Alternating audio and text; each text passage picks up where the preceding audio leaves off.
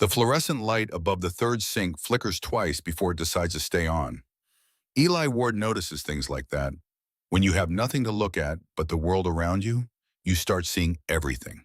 He sets his backpack on the edge of the sink, one with the broken zipper he fixed with a safety pin 3 months ago, and unzips the front pocket. The toothbrush is wrapped in a paper towel. The toothpaste is a travel-sized tube he found in the lost and found bin outside the gym office 2 weeks ago. It is almost gone. He will need another one soon.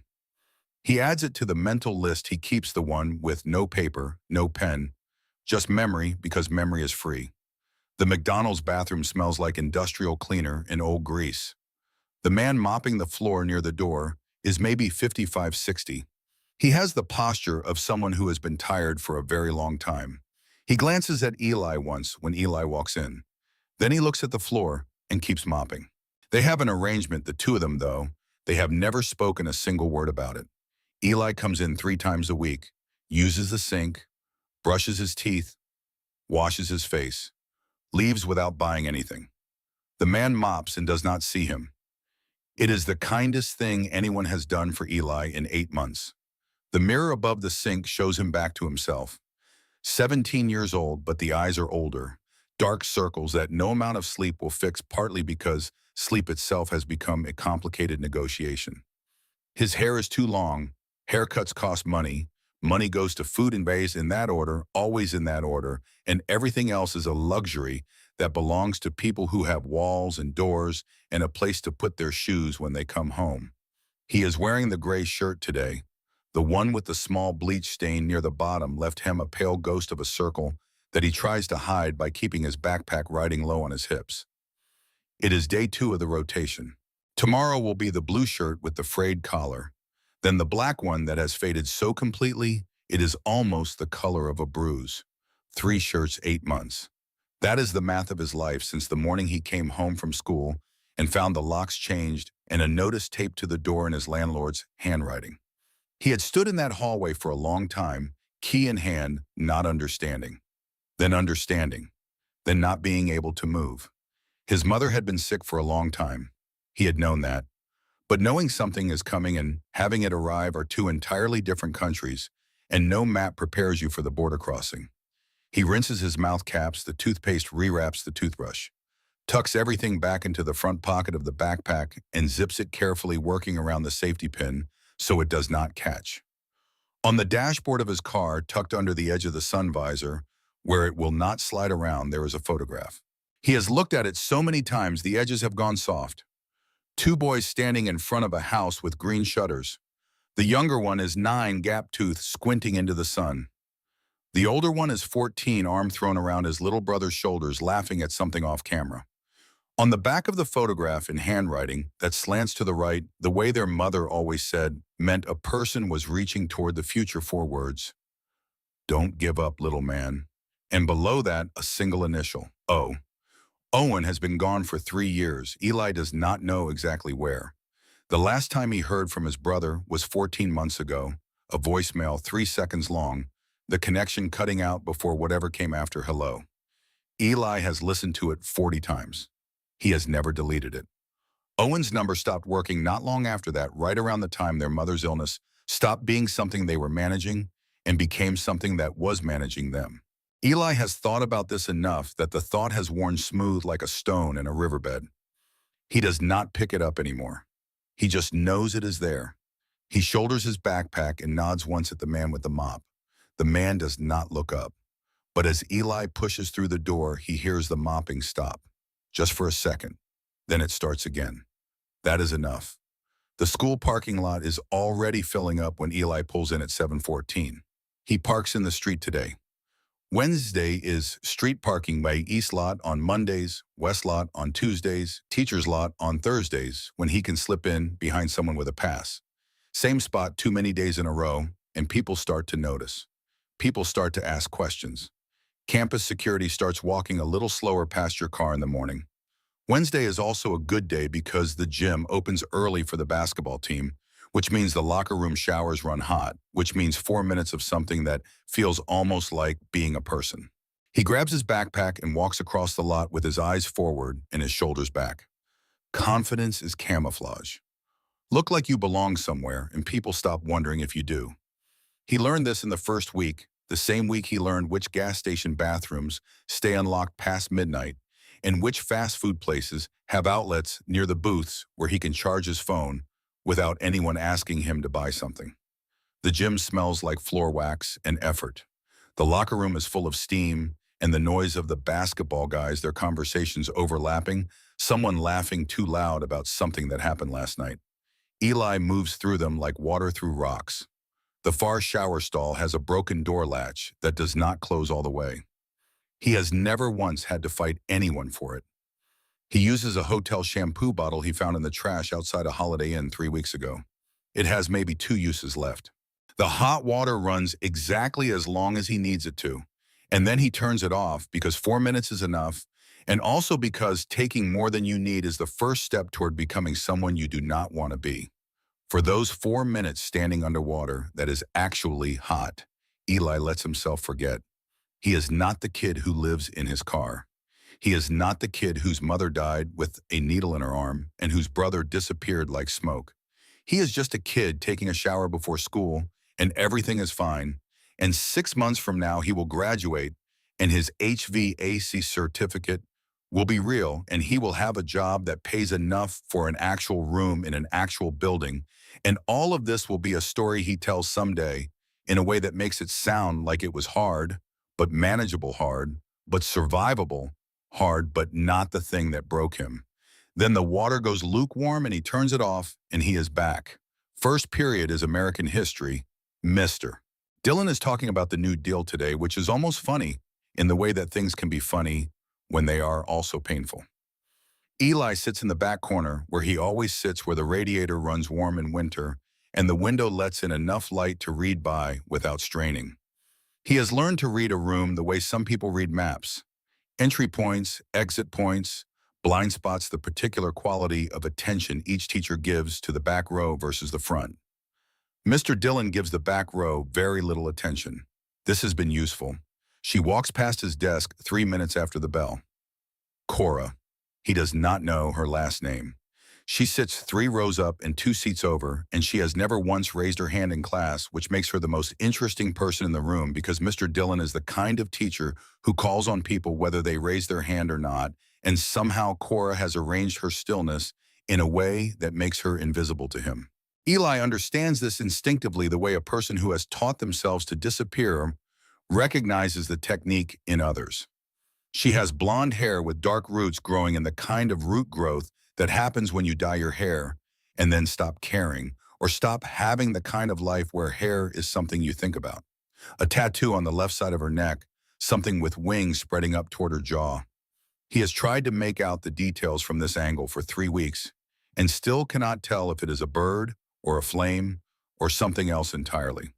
She wears a black leather jacket every day, regardless of the temperature, and it is the kind of jacket that is not fashion, but armor, the kind you wear because it keeps things from getting too close.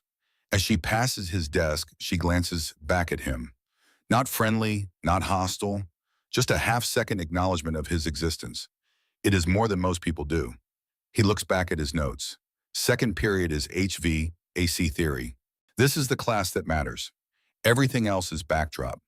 This certificate is the door out of the car and into a room and eventually into a life. And Eli treats every class session like it is the only thing standing between him and the next 8 months being identical to the last 8 months. Nathan Graves sits next to him, or used to sit next to him in the way that implies presence. Nathan is there in body, occupying the chair, but everything else about him has gone somewhere Eli cannot follow. 6 weeks ago, Nathan was the kind of guy who cracked jokes about the instructor's coffee breath and knew the name of every starting quarterback in the AFC, and had a laugh that arrived without warning and left the whole room slightly warmer than it had been. Now he sits with his pencil moving against the desk in a rhythm that never changes. Tap, tap, tap, tap, tap, tap, like a countdown that only he can hear the end of. Eli glances over. Nathan's eyes are fixed on a point somewhere past the whiteboard. Not unfocused the way bored eyes go, focused on something specific that nobody else in the room can see. His jaw is tight. The skin under his eyes looks like paper left out in the rain. Eli knows that look. He has seen it in the mirror on his worst nights, the nights when the car feels smaller than a coffin and the cold gets into his bones in a way that sleep cannot fix. It is the look of someone who has been drowning for long enough that they have stopped believing anyone is going to throw a rope. He looks away. He takes notes on refrigerant pressure cycles. He does not say anything because what would he say? He is the kid who lives in a car. He is not equipped to save anyone. Lunch is the hardest part of every day. The cafeteria operates on a social logic that Eli gave up trying to understand years ago. He takes his free lunch today. It is a chicken sandwich, an apple, a small carton of chocolate milk, and walks back out to the parking lot. His car, his dining room, his office, his bedroom, his entire world compressed into 120 square feet of aging metal and worn fabric. He is halfway through the sandwich when he sees Orion. The cat is orange with a torn left ear and a hitch in his back right leg that makes him move with a kind of deliberate carefulness, like someone who has learned to work around an old injury. Eli has been feeding him for 3 weeks, small pieces of whatever protein he can spare from his lunch. He named him Orion because on the first night they met, Eli was lying across the back seat, looking up through the rear window at the winter sky, and the constellation was bright and clear and enormous. And Eli needed very badly to believe in something larger than himself. He tears off a piece of chicken and holds it out. Orion approaches with the calculated caution of an animal that has learned trust is a limited resource. Takes the meat, purrs. The sound is low and steady like an engine idling. It is the closest thing to friendship Eli has. He is watching Orion eat when the silver Accord pulls into the far end of the lot. He recognizes it because he recognizes every car in this lot. 8 months of parking rotation will do that. The Accord belongs to Nathan Graves. Nathan should be in third period right now. Eli checks his phone. 12:51.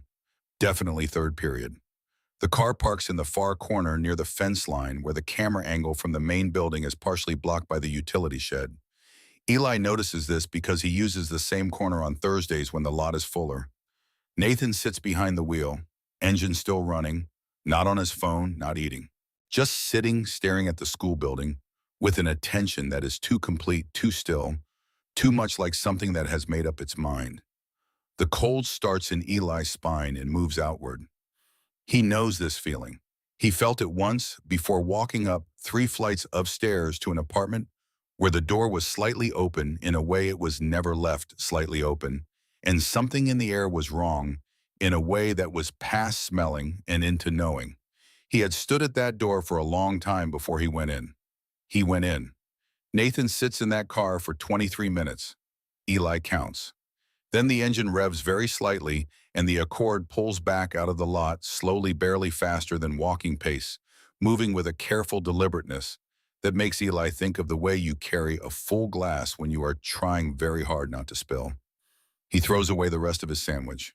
He cannot taste it anymore. Third period, fourth period. The school moves around him in its normal rhythms, and Eli moves through it like a ghost who has learned the schedule. But underneath everything running constant and low like that pencil tapping against Nathan's desk is the image of the Accord sitting in the corner of the lot. Nathan's face behind the windshield. That particular quality of stillness. In HV, AC theory the next day, Nathan does not come to class at all. That night, Eli parks behind the old equipment shed at the east end of the lot, his Wednesday spot. He has the windows cracked because even in November, a car with a person sleeping in it will fog up by morning, and fogged windows are a flag. He has his phone propped against the steering wheel, using the flashlight function to read over his notes from second period when the notification comes. Unknown number. He almost dismisses it. Spam from a random local number is not uncommon, but something makes him open it. Maybe the same thing that made him go through that apartment door. It is a photograph, a car trunk open, inside a long black hardshell case, the kind used for rifles. 3 boxes of ammunition stacked beside it, the kind of stacking that is deliberate, organized, not accidental. He stares at it for a long time. Then the second message arrives below the photo. I'm sorry you have to see this. You were one of the good ones. Don't come to school tomorrow. Please. Eli's hands are shaking. He does not fully notice until the phone slips and he has to catch it. He tries to call the number back. A recorded message tells him the number is not in service.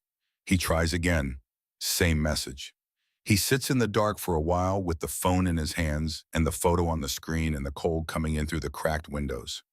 What if he is wrong? What if this is something else? A prank, a test, a misunderstanding that will ruin Nathan's life if Eli says the wrong thing to the wrong person at the wrong moment. He is 17 years old, living in a car with nothing to recommend his judgment except a gut feeling and a photograph that might have an innocent explanation. He thinks about Nathan's eyes in HVAC class, the pencil tapping, the car in the lot, that particular quality of stillness. He thinks about his mother, about that apartment door standing open, about knowing before he knew. He presses 911. The operator answers on the second ring, and Eli realizes as he opens his mouth that whatever he says next is going to change things. He does not know exactly how. He just knows the way you know certain things past the level of thought in the part of you that is older than language. He tells her everything. The police take it seriously enough to send 2 officers to meet him in the parking lot of the 24-hour diner across from the station. He drives there with his hands steady on the wheel and his heart anywhere but steady. The officers are professional, unhurried, the kind of calm that is trained rather than felt. They take screenshots of the photo, screenshots of the messages, write down everything Eli tells them about Nathan's behavior over the past several weeks. The car in the lot, the empty eyes, the sense of a countdown happening just below the surface of things. One of them asks, "How do you know this student?" "We are in the same class," Eli says. HVAC. Theory, second period. "Has he made any direct threats to you or anyone else?" "No, not words, just the way he looks." The officer writes this down. They thank Eli for being vigilant. One of them puts a hand briefly on his shoulder and says, "You did the right thing, son." They say they will have the school resource officer speak with Nathan first thing in the morning. They say they will look into it. Eli drives back to his parking spot behind the equipment shed. He does not sleep. He sits with the seat reclined, watching the sky lighten from black to gray to the particular pale blue of early November morning, running the conversation through his head the way you run your tongue over a loose tooth, feeling for what is missing. At 6:40, he drives to school, arrives before most of the students, parks in his usual spot, and watches the lot fill up the way it fills up every morning, the same rhythms, the same groupings, the same casual social architecture of a high school parking lot. A police cruiser pulls in at 7:18, and the resource officer goes inside with the vice principal. Nathan's silver Accord does not appear. By the time first period starts, Eli has almost convinced himself it is over. Almost. He is eating his lunch in his car, Orion working through a piece of turkey deli meat when Cora materializes beside the passenger window. She does not knock. She just stands there until he sees her, and when he sees her, she tilts her head slightly toward the empty space beside the car in a way that means, "Come out here." He gets out. She is wearing the leather jacket as always. Up close, the tattoo is clearer.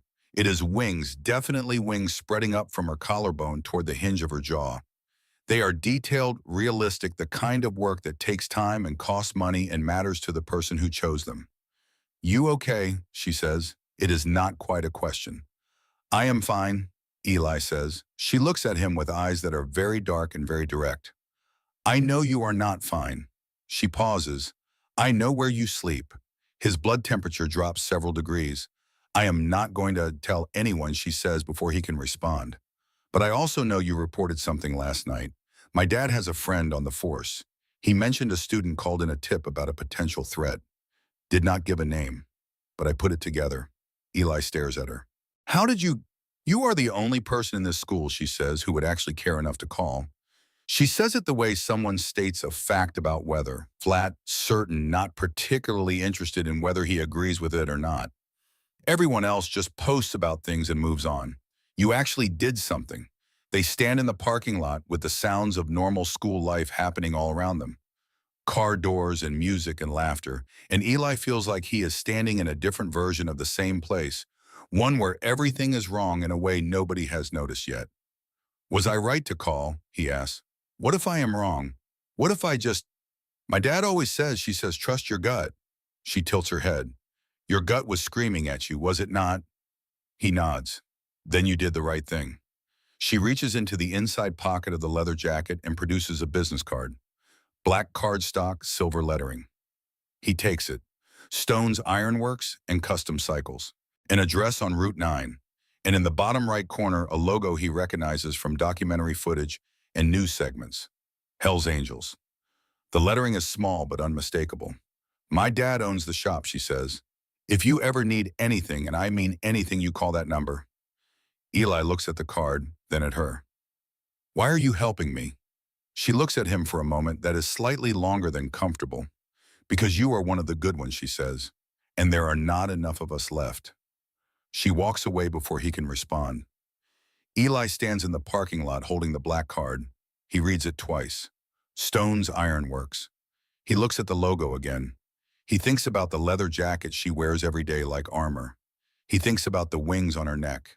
He thinks about the way she said my dad, the way some people say my country with a weight that comes from belonging to something larger than yourself.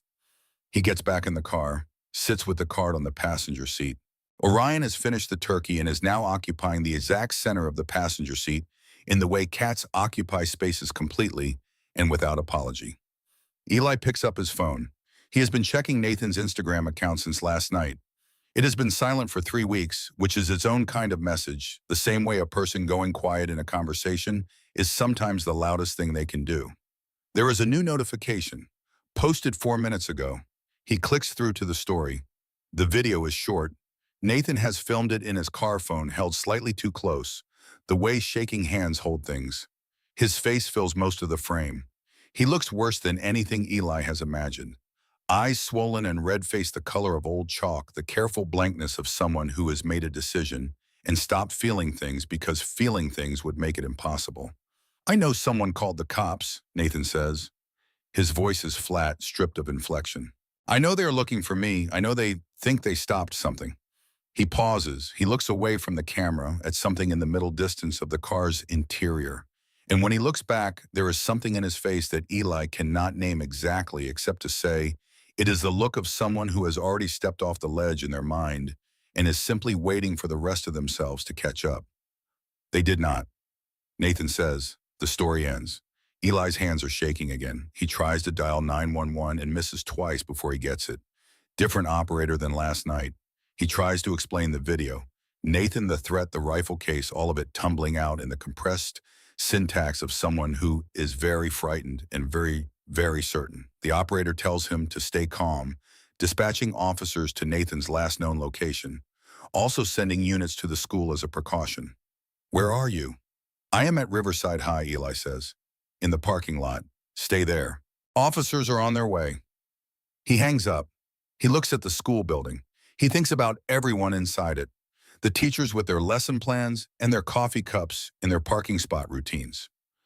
The students with their lunch tables and their social hierarchies and their complaints about tests that feel enormous because they do not yet know what enormous actually looks like. He thinks about Nathan, about what drives a person to that particular edge, about what it is like to scream for so long that you lose faith in sound itself. He thinks about Cora. Third period starts in 8 minutes. His legs will not move. At 12:52, the silver Accord rolls into the B-wing entrance of the lot. It parks close to the building, closer than student parking technically allows in the way someone parks when getting from the car to the building fast is the whole point. The engine cuts off. For 30 seconds, nothing happens. The car just sits there. Then the driver's door opens. Nathan gets out. He is wearing all black. An oversized jacket despite weather that does not call for it. His right hand is tucked inside the jacket at his waist, holding something against his body that changes the silhouette of him in a way Eli's brain processes before he has a word for it. Eli knows. He is already telling himself to run his hands, already moving toward the ignition, already running the calculation exit 300 feet to his right, Nathan 70 feet ahead. The engine will turn over in 1 second, and he can be moving before the front doors of the B-wing open. Cora walks out. She has her phone in her hand, looking at the screen, moving across the concrete toward the parking lot with the easy stride of someone who does not know that the coordinates of where she is walking and where Nathan is walking are converging at a single point approximately 40 feet ahead. She has not seen him yet. Nathan has not seen her yet. Eli's hand leaves the ignition. His door opens. His feet find the pavement, and then he is running away from safety toward the distance between two people and the thing that is about to happen in it, his lungs already burning his voice, already forming her name before he has decided to say it. Cora. She looks up from her phone. The first shot fires. The sound is nothing like the movies. It is not dramatic. It is not cinematic. It is a hard, flat crack that splits the air like something physical, like the atmosphere itself has been struck, and the concussive pressure of it hits Eli's eardrums in a way that is more pain than sound. The concrete near the B-wing entrance explodes in a small shower of dust and chips, a dark crater appearing in the pale gray surface, like a period at the end of a sentence nobody wanted to read. Cora drops, not falling, dropping the way a person drops when their body overrides their mind and survival instinct takes the wheel entirely.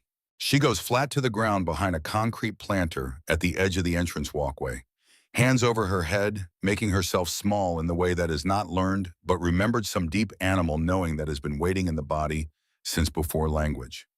Eli is still running. He does not stop when the shot fires. He changes direction, cuts left angles toward the side entrance of the B-wing, the door that the custodial staff prop open with a rubber wedge during lunch because the cafeteria ventilation runs hot. He has noticed this door for 3 weeks. He has never once thought about why he was noticing it. Now he knows. His lungs are burning. His vision has narrowed to the door, and the distance between him and it, the way vision narrows under enough adrenaline that the world becomes a single point and everything else is just noise at the edges. He hits the door at full speed, shoulder first, and it bangs open into the hallway. Inside, the second shot fires. This one is inside the building. The acoustics turn it into something enormous. The sound multiplying off concrete walls and linoleum floors until it seems to be coming from everywhere at once, from the ceiling and the floor and the walls themselves.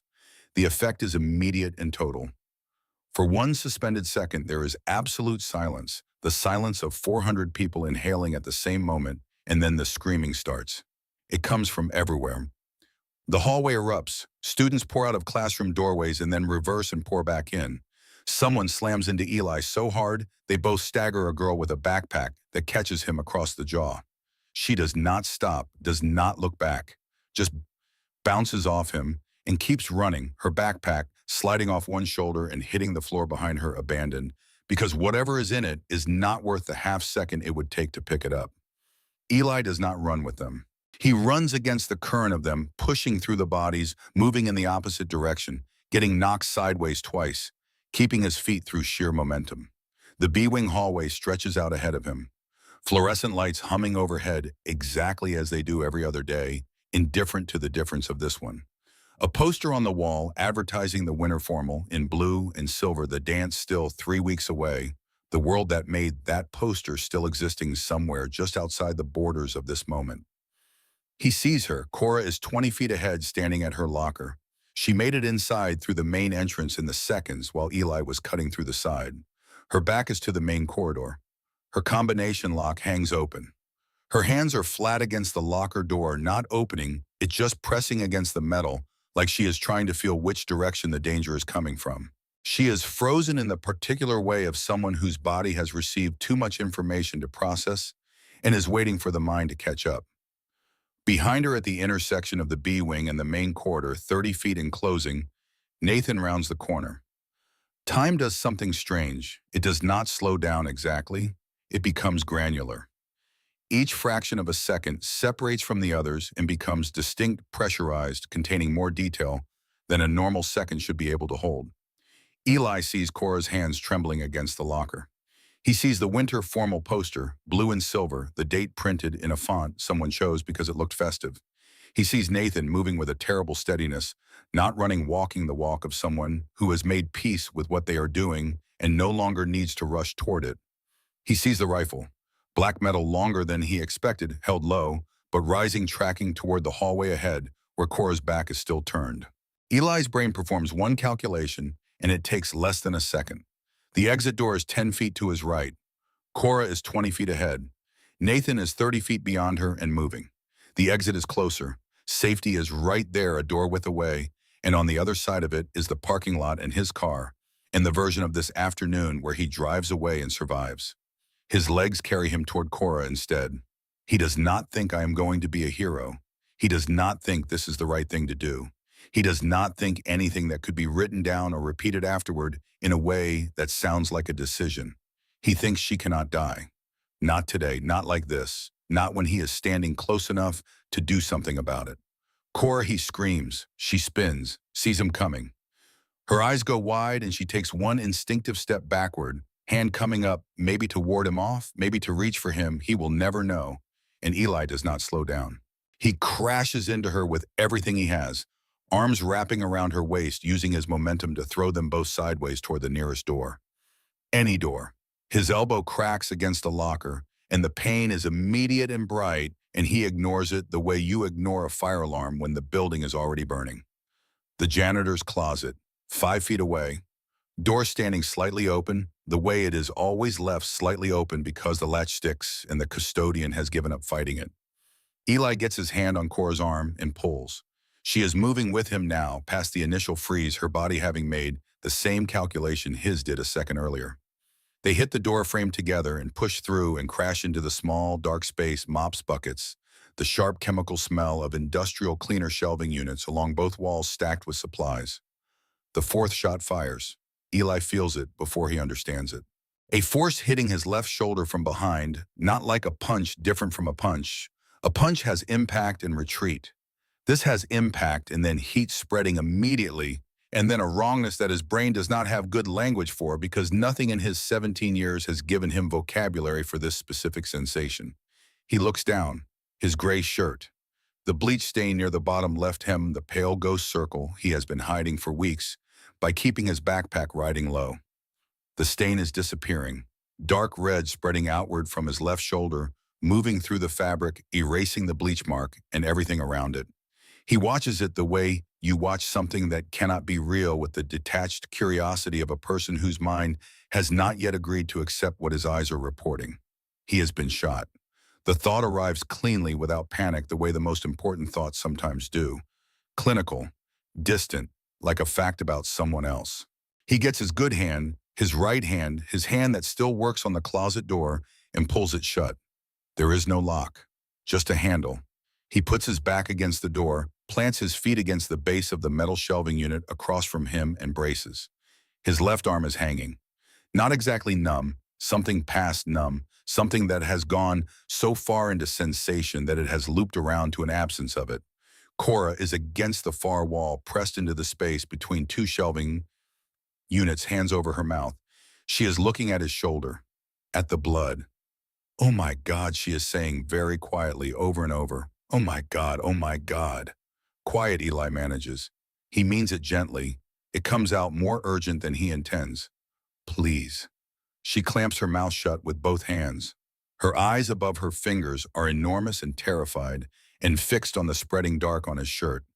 The door handle moves. Eli feels it through his spine, through the door pressing against his back. Someone is trying the handle from the outside, testing it, then pushing. Steady, even pressure. Not frantic, not panic, the pressure of someone who has time and knows it and is not afraid of what is on the other side. Eli pushes back. His feet slip on the tile floor. The rubber soles of his sneakers, old, worn smooth in the places where he walks, most find no traction on the smooth surface. He pushes harder, locks his knees, feels his whole body shaking with the effort and with the blood loss that is happening, whether or not he acknowledges it. The shelving unit scrapes backward an inch, 2 inches. The door opens a crack. Through the gap, Eli sees an eye. Nathan's eye. Bloodshot, red-rimmed, and looking directly at him with an attention that is not angry. That is the thing that Eli will remember afterward in all the days and months that come after this one. Nathan's eye through the gap in the door is not angry. It is exhausted. It is the eye of someone who has been carrying something for so long that the act of putting it down, even this way, even here, is the only relief they can imagine. The rifle barrel slides through the gap, black metal 6 inches from Eli's face. He can see the end of it in the circular dark of the barrel opening, and it is the most specific thing he has ever looked at in his life. "Nathan," Eli says. His voice comes out wrong. Too thin, too shaky. He tries again. "Nathan." The barrel does not move. The eye on the other side of the door does not blink. I know you sent me that message, Eli says. Last night, you told me not to come. Silence. You did not have to do that, Eli says. You could have just not warned me. But you did. The pressure on the door shifts slightly. Not releasing, just changing. I know what you are feeling, Eli says. Not the way people say it when they do not mean it. I mean, I actually know. I know what it feels like when you have been screaming and nobody turns around. When you are right there in the same building with 400 people and you are completely alone inside it.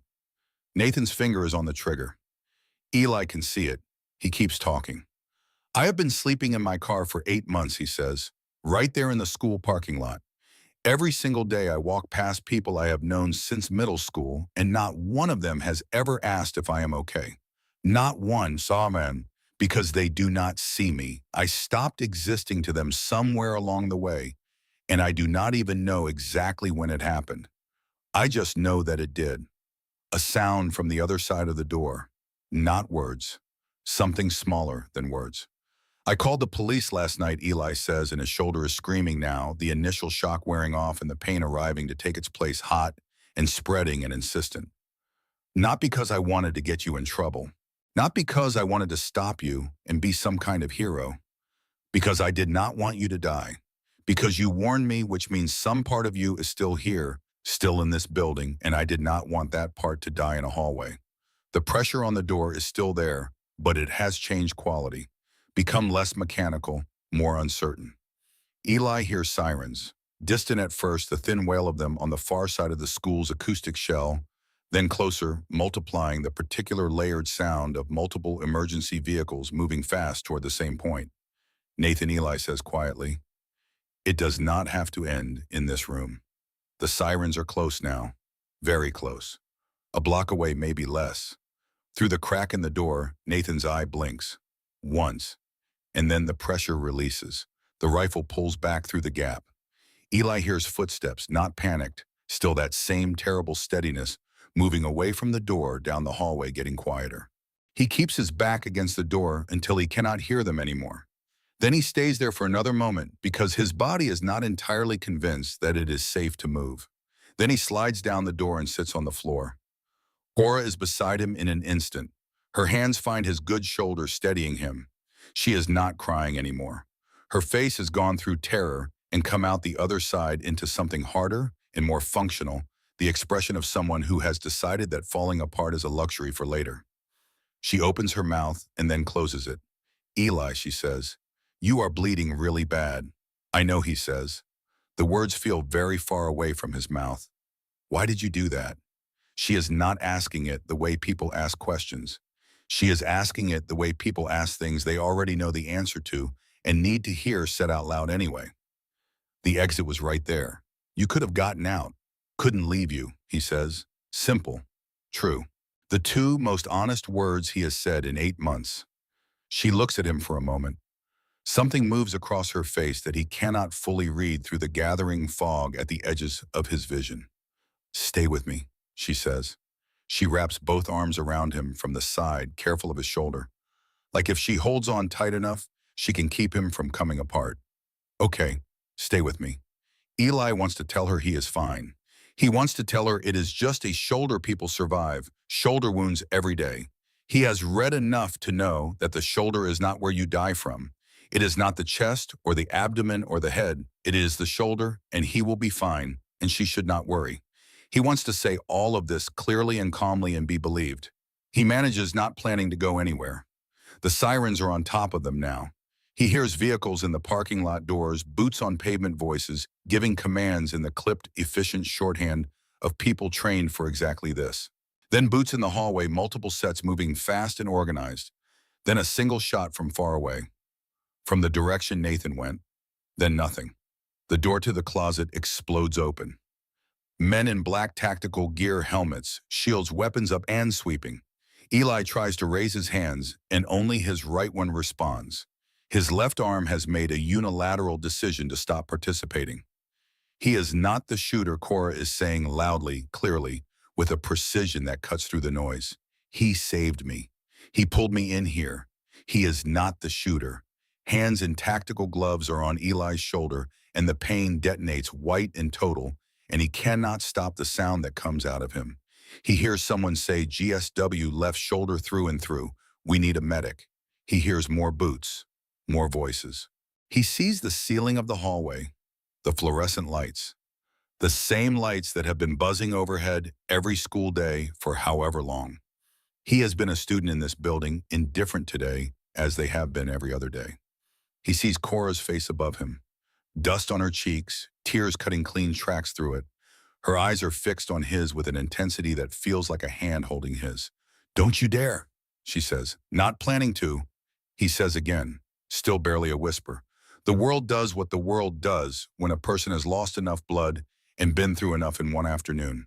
It tilts. Sound becomes muffled, cotton thick, arriving from a greater distance than the body's producing it.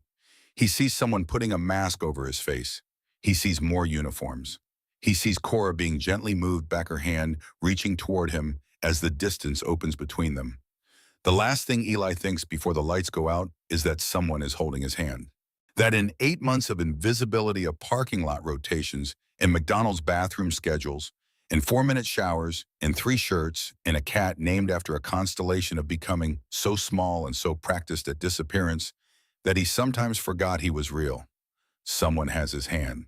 Someone has chosen not to let go. He closes his eyes. The lights stay on without him. He wakes to white ceiling tiles and the sound of machines and a thirst so complete it feels structural, like his body has been rebuilt around it. His mouth tastes like metal and the particular chemical aftertaste of anesthesia. His left shoulder is wrapped in something that constrains movement so thoroughly that when he tries to lift his arm, nothing happens, which is briefly terrifying until he understands that nothing happening is probably the intended outcome. A face appears. A woman in blue scrubs, mid-40s, with the kind of eyes that have seen enough to stop being surprised by things but have not yet made the mistake of stopping to care about them. Welcome back, she says. I am Dr. Harmon. You are at Riverside Medical Center. You came out of surgery about an hour ago. Do you remember what happened? The memories arrive not one at a time, but all at once, a wave rather than a sequence. The parking lot, Nathan's car, Cora walking through the doors, running, the closet, the door against his spine, the rifle barrel, the blood spreading through his gray shirt and taking the bleach stain with it. Nathan, he says. His voice is a ruin, is he? Dr. Harmon's expression does not change, but something in it settles, becomes careful. The shooter did not survive, she says. Self-inflicted gunshot wound. He was found in the administration wing. Eli closes his eyes. He does not know what he feels.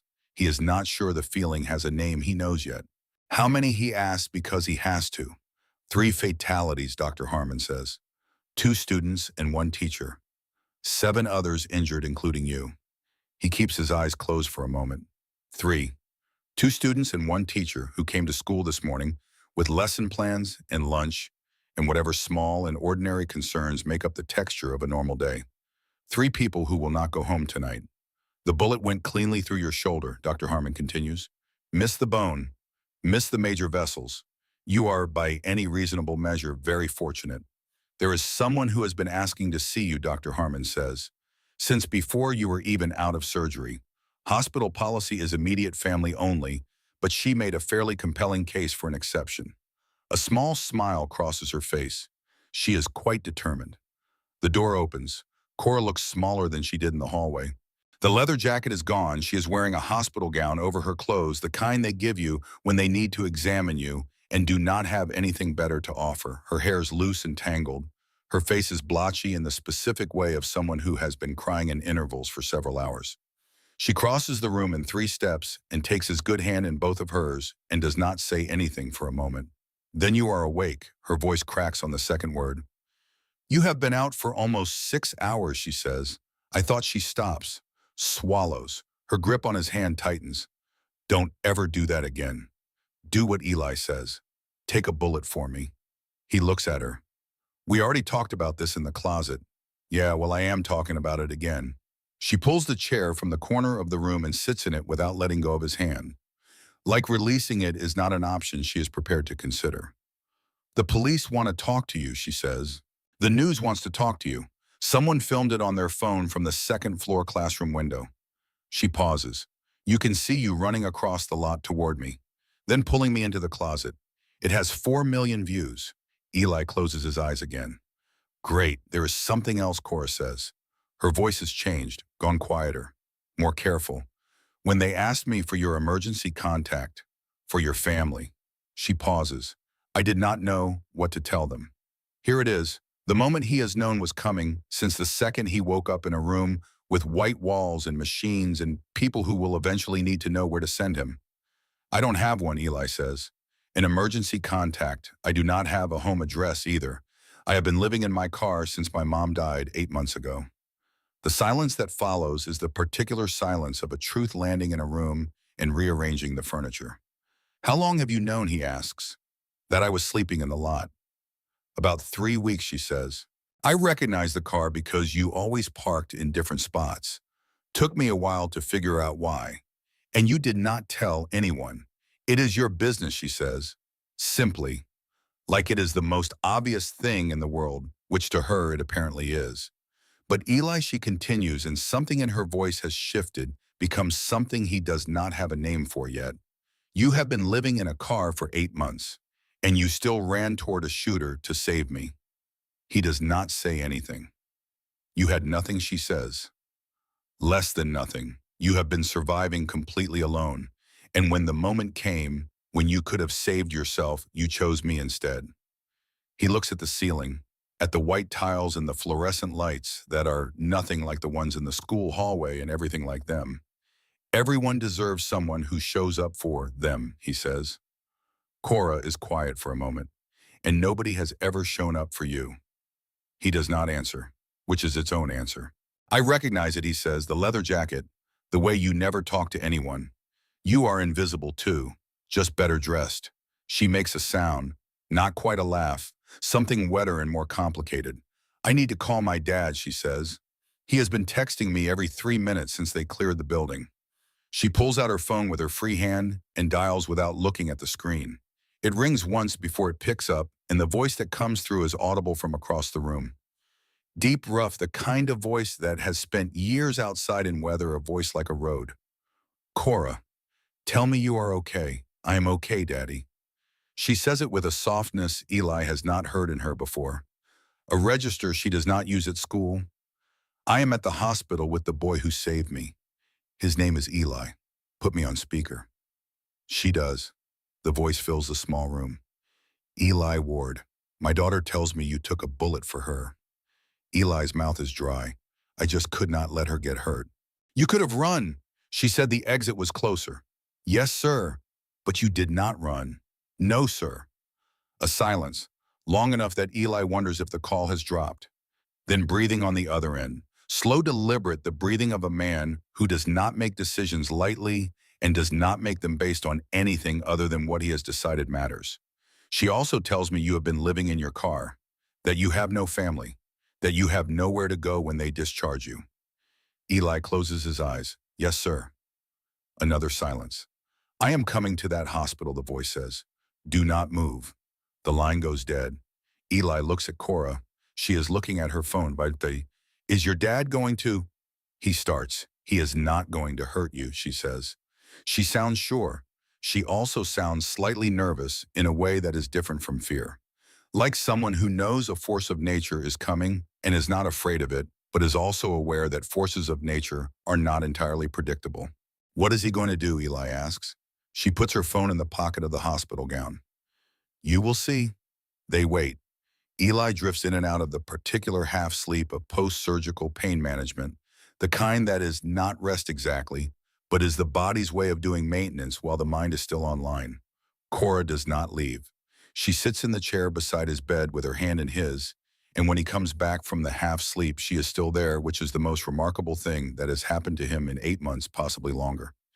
At 10:40 in the evening, the door to the room opens. The man who comes through it is not large, the way Jim Large is large. He is large the way geography is large. Broad through the shoulders and chest arms that have done real work for a long time, a gray beard down nearly to his sternum. He moves with the unhurried deliberateness of someone who has learned that speed rarely improves outcomes. His leather vest is covered in patches that Eli recognizes from documentaries and from the business card currently sitting in the front pocket of his backpack somewhere in this hospital. Hell's Angels. The letters across the back are 3 inches high. His road name stitched into a patch above the left chest pocket reads Stone. This is Stone. Cora stands up and he crosses the room in 3 strides and lifts her off the floor. It is not a showy gesture. It is the hug of a man who spent 6 hours not knowing if his child was alive and is now recalibrating his understanding of the world in real time. He holds her for a long moment. When he sets her down, his eyes are wet, though his face does not otherwise acknowledge this. Never again, he says. His voice this close is something you feel in your sternum. You are not going back to that school. Dad, homeschool, online. I will hire tutors. Whatever it takes. You are not going back. Cora opens her mouth, then closes it. This is not a fight for tonight. Stone turns to Eli. Up close, the pale gray eyes are the most alert thing about him. They move over Eli with a thoroughness that is not unkind but is absolutely complete. Not the kind of looking that sees what it expects to see and fills in the rest from assumption. The kind that starts from scratch. My daughter told me what you did. Stone says she told me about the exit. 10 feet. She told me you ran the other way. Eli nods. His voice is not reliable yet. She also told me about the car. About 8 months. About your mother. He says it without inflection, without pity. The way someone states the terms of a problem they have already decided to solve. He pulls out his phone, makes a call. Eli watches. Rico Stone says, "It is me. I need you at Riverside Medical first thing tomorrow. Bring the emergency guardianship paperwork." He listens for a moment. Yeah, the shooting. My daughter is fine. But the kid who saved her is not. He is 17. No parents. Nowhere to go. I am taking custody. He listens again. His expression does not change. I do not care what you have to file, Rico. Make it happen. You know I am good for whatever it costs. He ends the call, puts the phone back in his vest pocket, looks at Eli. When they discharge you, he says you are coming home with us. You understand me? Eli stares at him. His brain is trying to process this the same way it tried to process the first shot in the hallway. The information is arriving, but the acceptance of it is several steps behind. Non-negotiable, Stone says. Not unkindly, just finally. The way you say something when it is not a discussion and never was. He pulls a chair from the corner of the room and sits in it with the settled weight of a man who has nowhere else to be and knows it. He looks at Eli. My brothers want to meet you, he says. Brothers, Eli says. Stone's mouth moves, not quite a smile. The expression of a man who does not smile easily, but is not entirely without the capacity. I called in some favors, Stone says. 3 chapters. California, Nevada, Arizona. Eli waits. About 300 riders, Stone says. Give or take.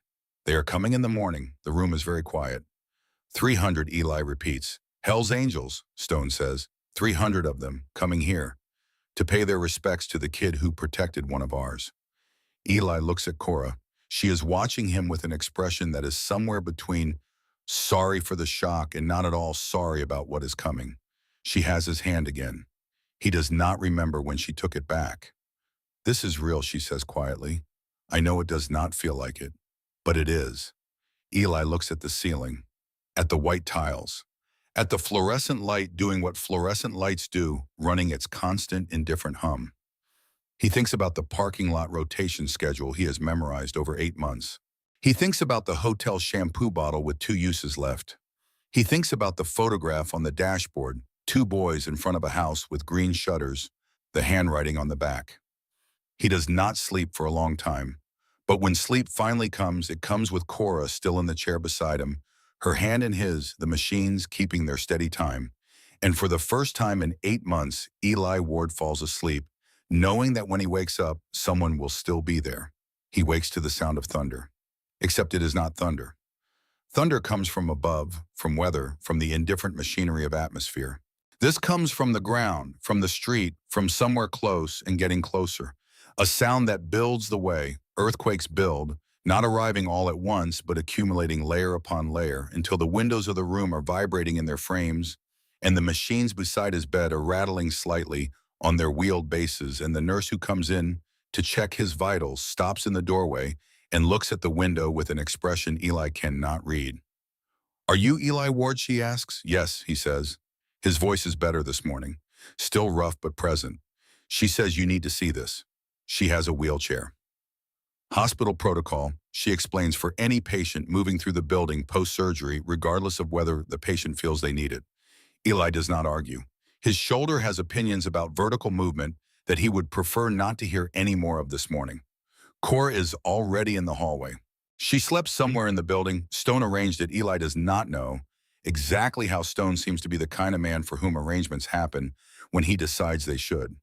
She is wearing her own clothes again, the leather jacket back on, and she looks more herself in it, more settled, the way some people need a particular thing on their body before they are fully present in the world.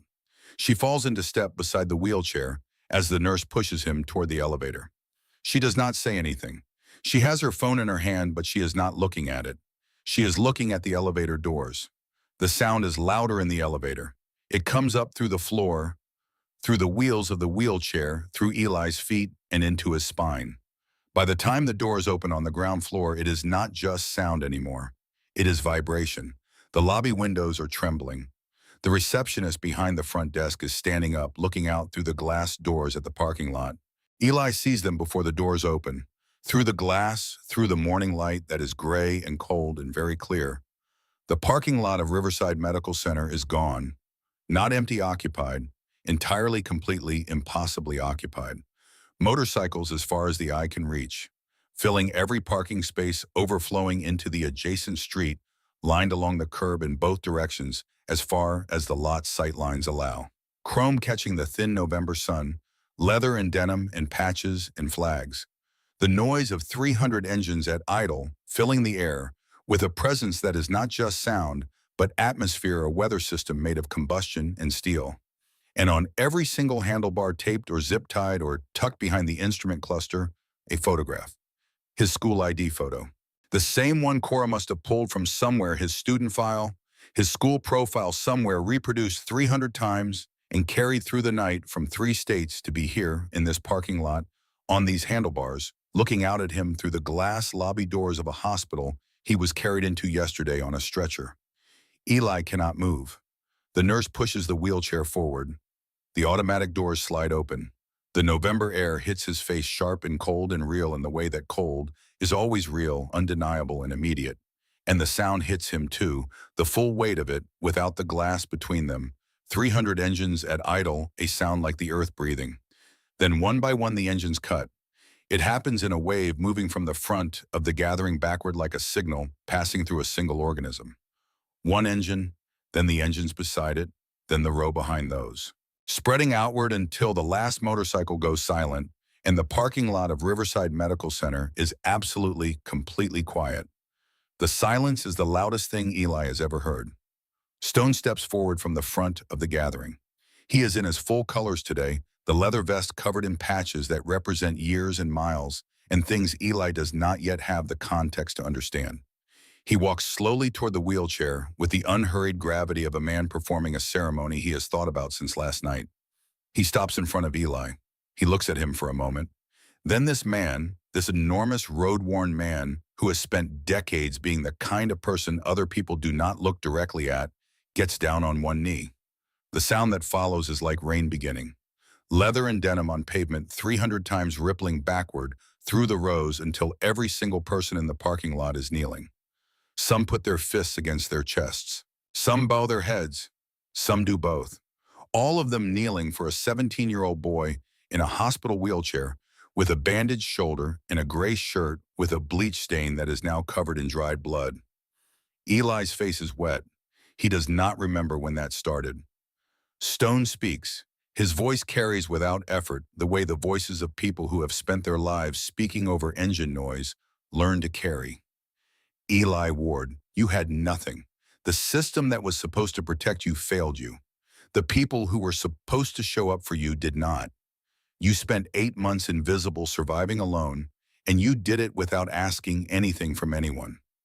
He pauses, and when the moment came, when you had every reason, every right, every physical ability to save yourself. You turned around instead.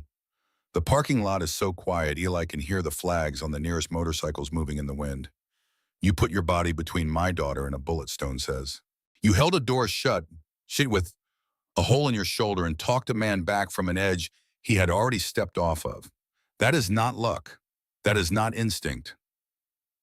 He looks up at Eli. That is who you are. He reaches into his vest, brings out something folded, shakes it open. A leather vest, black heavy, clearly made by hand. On the back, stitched in white thread in letters 4 inches high, honorary brother. Above that, the Hells Angels emblem detailed and precise. Below it, in the same careful stitching, Eli Ward. We do not give this lightly, Stone says. Some men ride with us for decades and do not earn it. You earned it in 30 seconds of pure selflessness. He stands, holds the vest open. May I, he asks. Eli nods. He cannot speak. This is not a situation that speech was designed for. Stone eases the vest over Eli's right arm, then carefully, with a gentleness that is startling and hands that size, maneuvers it over the sling, holding his left arm, settling the leather across his shoulders so the weight is distributed away from the wound. The vest is heavier than he expected. It settles on him like something that was always supposed to be there and has only now arrived. 300 people rise. The sound that comes from them is not applause. It is something older and less formal than applause. It is the sound that comes from people who have agreed collectively and without discussion that something matters. They are calling his name. Some are simply shouting. All of them are looking at him. Eli Ward, who has spent 8 months perfecting the art of not being seen, sits in a wheelchair in a hospital parking lot while 300 people make sure he understands that he has been seen. Completely. Entirely. By all of them. He does not try to stop crying.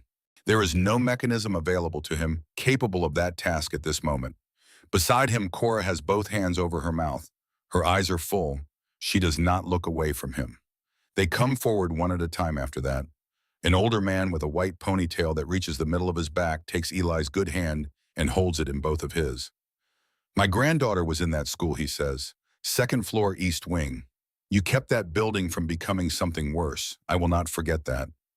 A woman with fierce dark eyes and 3 teardrops tattooed on her right cheekbone hugs him so carefully around the shoulders that he barely feels the pressure of it.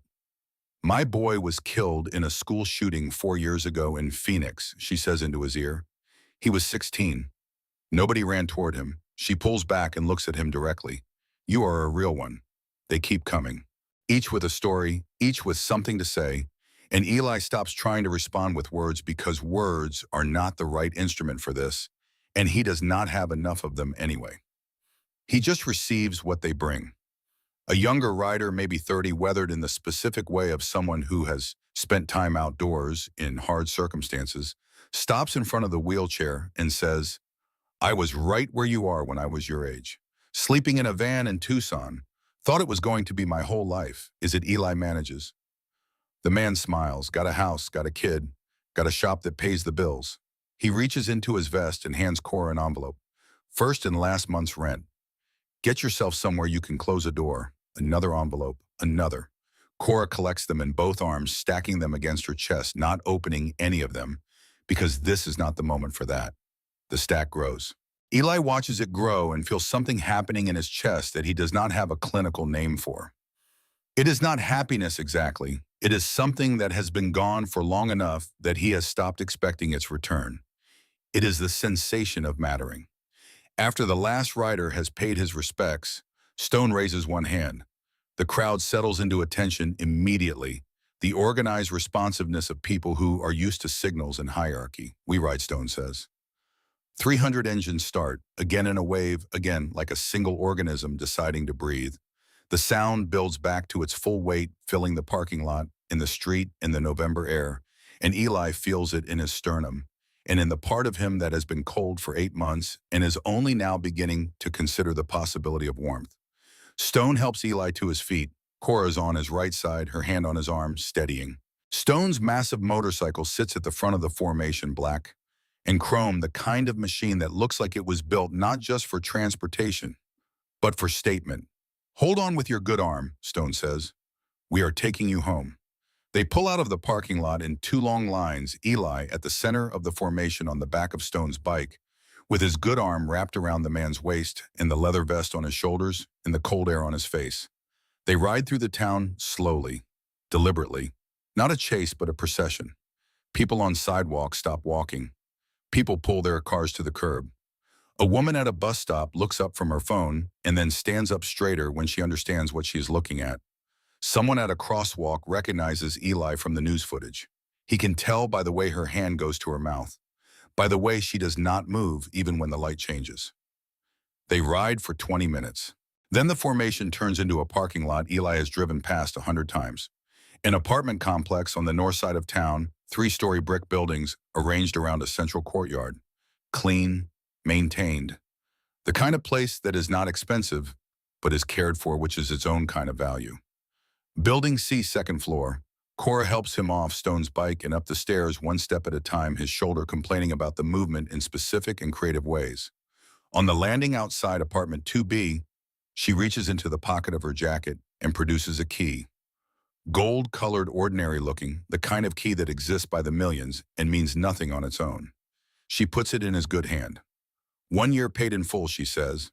Furnished, close to school, close to the shop when you are healed enough to start. Eli looks at the key, then at the door it belongs to, then at Cora. She unlocks the door herself and pushes it open. The apartment is small. It is also the most beautiful thing Eli Ward has ever seen in 17 years of seeing things. A couch against the far wall, dark blue, the kind that has been chosen for durability rather than aesthetics, which makes it perfect. A kitchen with a table and two chairs. A window over the sink looking out at the courtyard. A bedroom off the short hallway with an actual bed frame and mattress and blankets folded at the foot. A closet standing open to show clothes hanging at neat intervals. Jeans, shirts, a gray hoodie, a jacket all in his approximate size, purchased by someone who made careful guesses. A refrigerator. He opens it. Fully stocked. Actual food. The kind of food that suggests someone thought about what a person actually needs versus what they can afford to keep on a shelf. On the kitchen table, a note in handwriting that is heavy and deliberate, each letter formed with the patience of someone who does not write often and takes it seriously when they do. This is your home now, son. You are not alone anymore. Sunday dinner's at my house, 5 p.m. Do not be late, Stone. Eli stands in the kitchen of his apartment reading the note until the words stop being words and become something else. Something he will need more time to name. Stone is in the doorway, arms crossed, watching. How do you feel? Cora asked quietly. Eli looks around. At the walls that are his walls. At the door with a lock that works from the inside. At the key in his hand, and the note on the table, and the clothes in the closet, and the food in the refrigerator, and the bed in the room down the short hallway. Like I am dreaming, he says. Stone says you are not. This is real. You earned it not with what you had, but with what you gave. He stays another hour, explains the practical things. The job at the shop starts when the doctor clears Eli's shoulder, probably 6 weeks. The community college acceptance letter, which Cora retrieved from the car along with the rest of Eli's things, is now sitting on the kitchen counter. Stone has already been in contact with the financial aid office. The money collected by the riders counted this morning by Stone and 2 others he apparently trusts with arithmetic totals $47,000. It is sitting in a new account in Eli's name at the bank on Route 9. He will receive a debit card in the mail within 5 business days. Eli listens to all of this and understands approximately half of it, which is fine because Stone covers everything twice, and with the patience of someone who knows that a person who has been in survival mode for 8 months needs time to switch registers. When Stone leaves, he shakes Eli's good hand, not a dramatic gesture, the ordinary handshake of 2 people who have reached an understanding. But his grip is very firm, and it lasts a beat longer than a casual handshake does, and in that extra beat, Eli understands that this is not a transaction. This is not charity. This is Stone telling him through the medium of a handshake that what happened in that parking lot was witnessed and remembered and will not be forgotten. Cora hugs him carefully at the door. Sunday, she says, 5 o'clock. He means it about not being late. I will be there, Eli says. She goes. He stands in his apartment for a while, just standing in it, moving through the rooms in no particular order, sitting on the couch and then getting up, opening the refrigerator and closing it, standing in the doorway of the bedroom looking at the bed. His phone has 263 unread messages. He reads a few and then puts the phone face down on the kitchen counter because the world it is trying to hand him is too large to receive all at once. That night, Eli cannot sleep on the bed. He tries. The mattress is real, and the pillow is right, and the blankets are warm, and none of that is the problem. The problem is that his body spent 8 months in a Honda Civic and has developed a relationship with certain specific physical conditions, the particular angle of a reclined car seat, the constrained space, the ambient noise of a parking lot at night, that it is not ready to renegotiate without warning. Every time he starts to drift, his shoulder wakes him up, or the silence wakes him up, or the unfamiliar roominess of an actual bed wakes him up because it feels less like safety and more like exposure. He gets up at 2 in the morning, puts on the gray hoodie from the closet, goes downstairs. The Honda Civic is in the guest parking area where one of Stone's people left it after retrieving it from the school lot. Eli gets in, reclines the driver's seat to its familiar angle. The smell of the car is exactly what it always has been: old upholstery, a faint trace of fast food, the particular mineral smell of condensation on glass. He sits there. After about 20 minutes, headlights sweep across the lot. A truck pulls in and parks 2 spaces down, and Stone gets out. He is in plain clothes, jeans, a flannel shirt, boots, no vest. He carries 2 cans of coffee from the gas station on the corner, the kind that comes in pull-tab cans and is not good coffee but is hot. He gets in the passenger seat without asking if this is all right. Hands Eli one of the cans. They sit in the reclined car in the dark parking lot of the apartment complex, drinking bad coffee for approximately 40 minutes. Stone does not say you should be inside. He does not say this is not healthy. He does not say anything about what Eli is doing or why he is doing it, because he does not need to explain it to himself, and Eli does not need to have it explained. He just sits there, present, unmovable, the way certain things are unmovable. When Eli finally says, "I think I can try the bed again," Stone nods and gets out of the car and goes back to his truck. He does not make a thing of it. He simply came and stayed until he was not needed and then left. In the morning, over coffee at his kitchen table, his table in his kitchen, in his apartment, Eli reads the rest of the messages on his phone. His brother's is near the top of the unread list, time-stamped from yesterday afternoon. "Saw the news. Saw what you did. Proud of you, little man." He reads it several times. Then he puts the phone down and looks out the window at the courtyard for a while.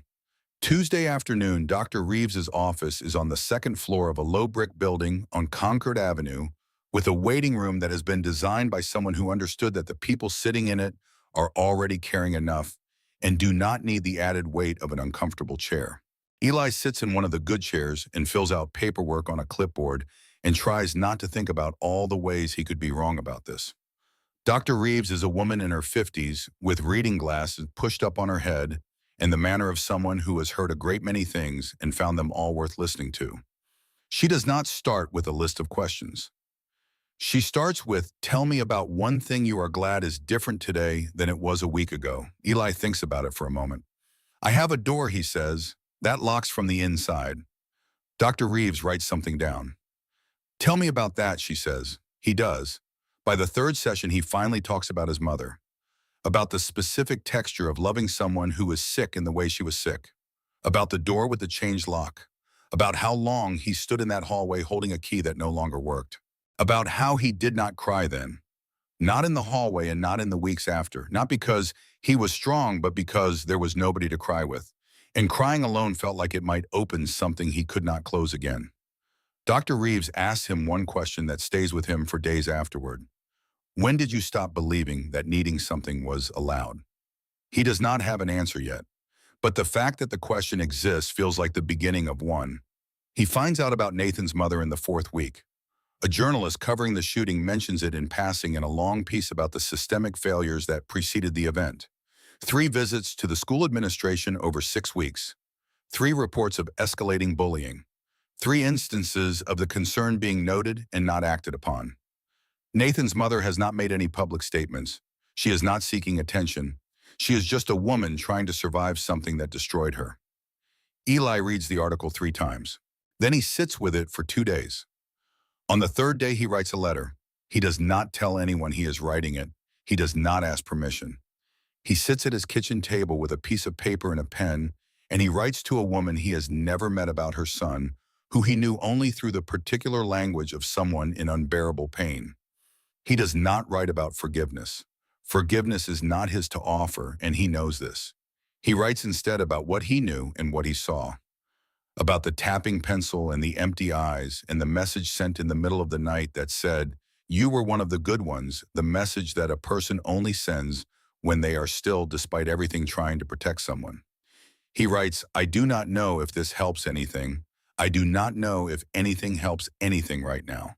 But someone should have heard him sooner. The people who were supposed to listen did not. And I am sorry for that. I know what it is to scream and have nobody turn around." He seals the envelope.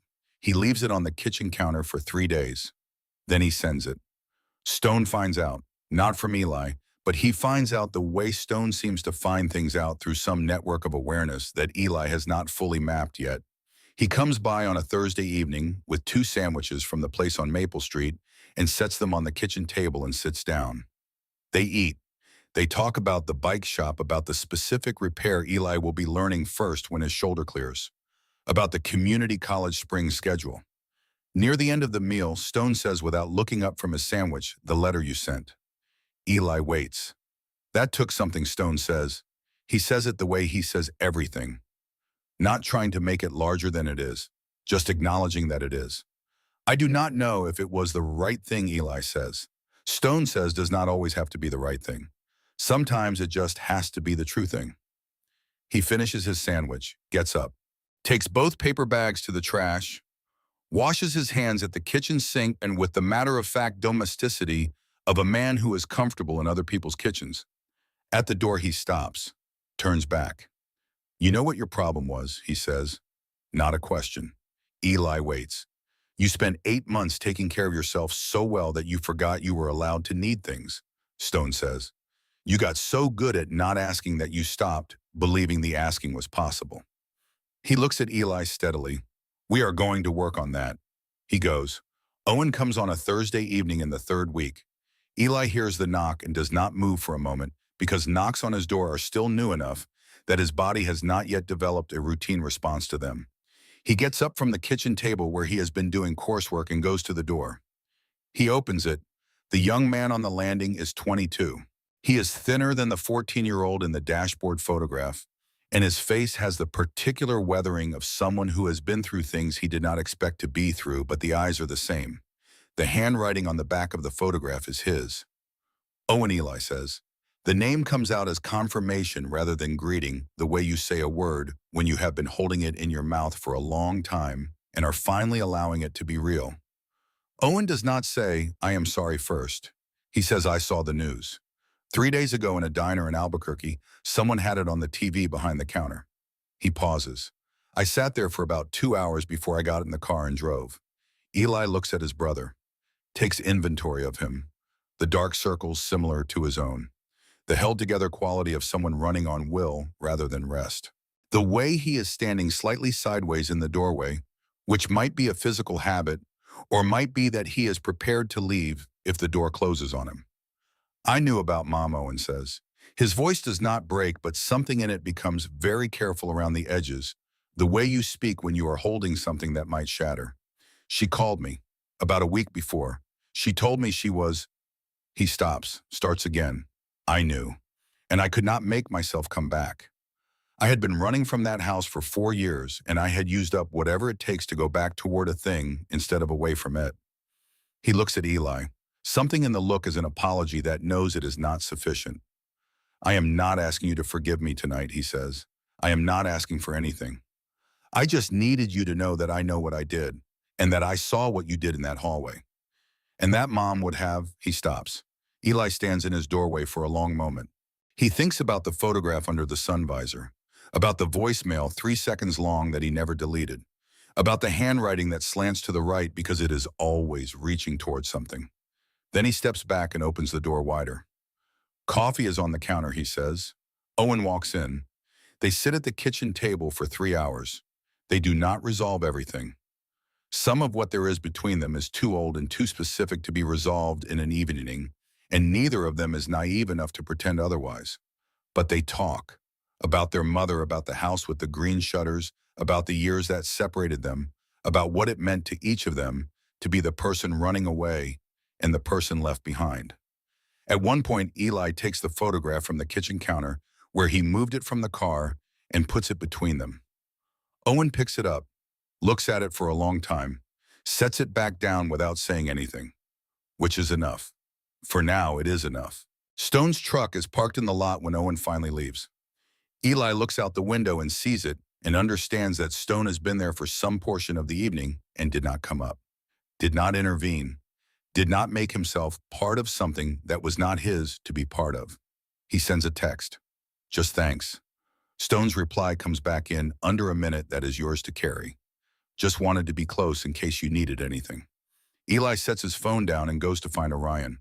He has known since the second day in the apartment where this was going. He took the cat to the veterinarian on Wednesday. Stone drove because Eli's license is current, but his shoulder makes shifting difficult and sat in the waiting room, while a young vet with careful hands shaping the torn ear, the hitch in the back leg, the general state of a creature that has been outside for longer than is good for any creature. The ear is old, damage, healed, wrong, not a current problem. The leg is an old break that's set imperfectly manageable with occasional medication. He is malnourished, but not critically. He is, the vet said with a kind of professional warmth, a very resilient animal. The carrier Eli bought at the pet supply store on Route 9 is on the passenger seat of the Civic. He drives back to the school parking lot. It is after hours, empty now. The site of the shooting cordoned off on the B-wing side, yellow tape visible even in the dark. He parks in the east lot, gets out. Orion comes from behind the dumpster within 30 seconds of Eli's appearance, the same way he always has, with the calculated caution of an animal that has learned to approach carefully and still approaches. He takes the piece of chicken Eli brought from the refrigerator. Purrs. Winds around Eli's legs with the winding attention of a cat who has decided, as cats decide things, that this particular person is his. Hey, buddy, Eli says. I've got a place now. He puts the carrier on the ground. Orion investigates it with the thoroughness cats bring to everything, and then walks into it because the piece of chicken at the back of it is more persuasive than the carrier is threatening. Eli closes the carrier door, picks it up. I know what it is like to need someone to show up, he says quietly. He is talking to the cat, but also not only to the cat, to the parking lot, to the 8 months of it, to everything that happened here. You do not have to be outside anymore. He drives home. That night, Orion investigates every corner of the apartment with the thoroughness of a new property owner, taking stock of an investment, and then selects a spot on the foot of the bed and settles there with a finality that suggests the matter has been decided and will not be revisited. Eli lies down, shoulder complaining, then quieting, the familiar weight and warmth of the cat at his feet. The apartment around him doing what apartments do. Small sounds of the building, the heating system, the ambient presence of other lives in other units. He sleeps. Not immediately, not without effort, but he sleeps, and when the nightmares come, the hallway, the light on the rifle barrel, Nathan's eye through the gap in the door, he wakes in a bed, in a room with a door that locks from the inside and a cat who does not move from the foot of the bed, and this is enough to push back the dark with. On Friday morning, he drives the Civic to the school lot one last time. James is waiting by the entrance. 17 years old, backpack on both shoulders, the way you carry things when you have to be ready to move fast. He is looking at his phone when Eli pulls up, and when he looks up, there is a particular wariness in his face that Eli recognizes because he wore it himself for 8 months. The wariness of someone who has learned that unexpected arrivals are rarely good news. Eli gets out. He does not make a speech. He does not explain at length or offer wisdom or perform generosity in a way that requires anything from the recipient. He just holds out the key. It needs gas, Eli says, and the back passenger window sticks. You have to push on it from the inside, but it starts every time. James looks at the key, then at Eli, then at the car. I know what it is like, Eli says simply. That is all. James takes the key. Eli walks the 3 blocks back to the apartment in the November morning, hands in the pockets of his jacket, the vest underneath it against his chest, and does not look back at the car that kept him alive for 8 months. It has somewhere better to be now, so does he. Sunday comes. Stone's house is in a neighborhood of older homes set back from the street with large yards and mature trees, in the accumulated atmosphere of a place that has been lived in rather than merely occupied. The driveway holds 7 motorcycles when Eli arrives at 4:58, 2 minutes early, which he has spent the last hour calibrating. Cora opens the front door before he knocks. Inside, the house is full of noise and the smell of food and the particular organized chaos of a large meal being prepared and served by people who know each other well enough to move around one another without asking. Several of the riders from the honor procession are at the table or standing in the kitchen doorway. Ruth is there. She apparently comes every Sunday, has for years. The connection between her and Stone predating Eli's existence in either of their lives by decades. She hugs him when he comes in and does not say anything, which is sometimes the best possible thing. Owen is in the far corner of the living room. He came because Eli asked him to, and the asking was its own kind of crossing. He is talking to one of the younger riders in the careful way of someone on unfamiliar social terrain, but he is there. He is in the room. Stone comes in from the kitchen carrying a platter. He catches Eli's eye, nods once. That is all. At the table, when the food is in front of everyone and the noise has reached its peak and then settled into the anticipatory quiet before a meal, Stone stands at the head of the table. Before we eat, he says, "I want to say something." The table goes quiet in the way of people who have learned that when Stone is speaking, this is what happens. 3 weeks ago, he says, "I did not know this young man existed." He looks at Eli. "Today he is sitting at my table and I am calling him son." He pauses. That is how fast life can change when someone chooses courage over safety. He looks around the table, at Cora, at Owen, at Ruth and the riders and the empty chair they have left, as they always leave an empty chair for people who cannot be there. "Eli," he says, "would you say grace?" Eli has never said grace in his life. He was not raised with it. It has not been part of his experience. He has no template for it. He looks down at the table for a moment, at the food and the hands around it and the faces of people who drove through the night and wrote checks and sat in parking lots at 2 in the morning and knocked on doors and stayed. Then he looks up. "Thank you," he says, "for this food, for this table, for people who show up when it matters, for second chance and for open doors and for the strange paths that bring people to the same room." He pauses. "For being seen after a very long time of being invisible. For homes that are not just buildings. For the kind of family you find instead of the kind you start with." He pauses again. "Amen, amen," the table says. Stone's voice among them low and certain like a foundation. Owen's voice too quieter from the far corner, finding its place at the edge of things, the way a person finds their place when they have only just arrived and are not yet sure they are allowed to stay, but are trying anyway. Cora squeezes Eli's hand under the table. The dinner lasts 3 hours. The food is gone within the first 40 minutes, and then there is just the table and the people at it and the noise of them together. Stories and arguments and laughter and the occasional comfortable silence that only exists between people who do not need to fill every moment with proof that they are present. Eli eats until he is full, which is the kind of eating he has not done in 8 months, eating until the need is met and not rationing against tomorrow, because tomorrow is taken care of in a way it has not been for a very long time.